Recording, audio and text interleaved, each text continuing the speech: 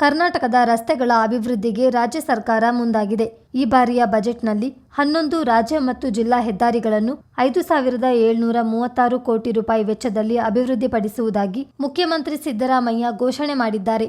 ಕೆಶಿಫ್ 4 ಅಡಿಯಲ್ಲಿ ಎಡಿಬಿ ನೆರವಿನೊಂದಿಗೆ ಒಟ್ಟು 5,736 ಕೋಟಿ ರೂಪಾಯಿ ಯೋಜನಾ ವೆಚ್ಚದಲ್ಲಿ ರಾಜ್ಯಾದ್ಯಂತ ಸುಮಾರು 875 ಕಿಲೋಮೀಟರ್ ಉದ್ದದ ರಸ್ತೆ ಕಾಮಗಾರಿಗಳ ವಿಸ್ತೃತ ಯೋಜನಾ ವರದಿ ಸಿದ್ಧಪಡಿಸಿ ಅನುಮೋದನೆ ಪಡೆದು ಟೆಂಡರ್ ಆಹ್ವಾನಿಸಲಾಗುವುದು ಎಂದು ತಿಳಿಸಿದ್ದಾರೆ.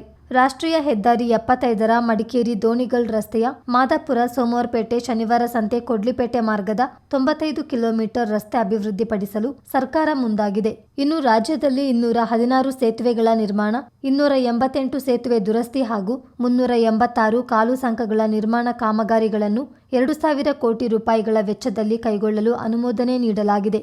ಸೇತುವೆಗಳ ನಿರ್ಮಾಣಕ್ಕಾಗಿ ಮುಂದಿನ 2 ವರ್ಷಗಳಲ್ಲಿ 2,000 ಕೋಟಿ ರೂಪಾಯಿ ಮೊತ್ತ ನಿಗದಿಪಡಿಸುವುದು ಲೋಕೋಪಯೋಗಿ ಇಲಾಖೆಯ ಪ್ರಮುಖ ಯೋಜನೆಯಾಗಿದೆ. ಚಿತ್ತಾರ ನ್ಯೂಸ್, ಮಡಿಕೇರಿ.